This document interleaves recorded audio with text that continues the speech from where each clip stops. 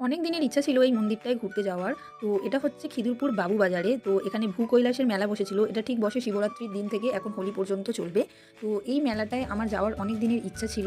অনেকের মুখে আমি শুনেছি যে ওখানে অনেক বড় শিব ঠাকুর আছে। তো সেটা দেখার আমার ইচ্ছা ছিল। মন্দিরে যাওয়ার আগে এখানে দেখো এই ভূকৈলাসের মেলাটা বসেছে। তো এত বড় মেলা ভিডিও ১ মিনিটের ভিডিওতে দেওয়াটা পসিবল না। তো আমি তোমাদেরকে আগে মন্দিরের ভিডিওটা দেখিয়ে দিচ্ছি। তো নেক্সট পার্টে তোমাদেরকে পুরো মেলাটা ঘুরিয়ে দেখাবো।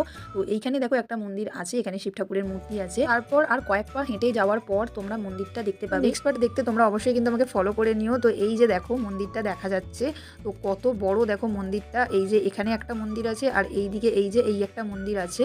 তো এখানে দেখো শিব ঠাকুরের মূর্তিটা আমি তোমাদেরকে জুম করে দেখাচ্ছি কত বড়। এর আগে আমি কখনো এত বড় শিব ঠাকুরের মূর্তি দেখিনি। তো তোমরা কারা শিবের মূর্তি দেখেছো এত বড় অবশ্যই কমেন্ট করে জানিও। মন্দিরটা খুবই সুন্দর, অনেক বড় জায়গা নিয়ে মন্দিরটা আছে। তোমরা নিজের চোখে এসে না দেখলে বুঝতে পারবে না কতটা সুন্দর। এখানে দেখো নন্দীও আছে। তো ভিডিওটা ভালো লাগলে কিন্তু লাইক কমেন্ট করো।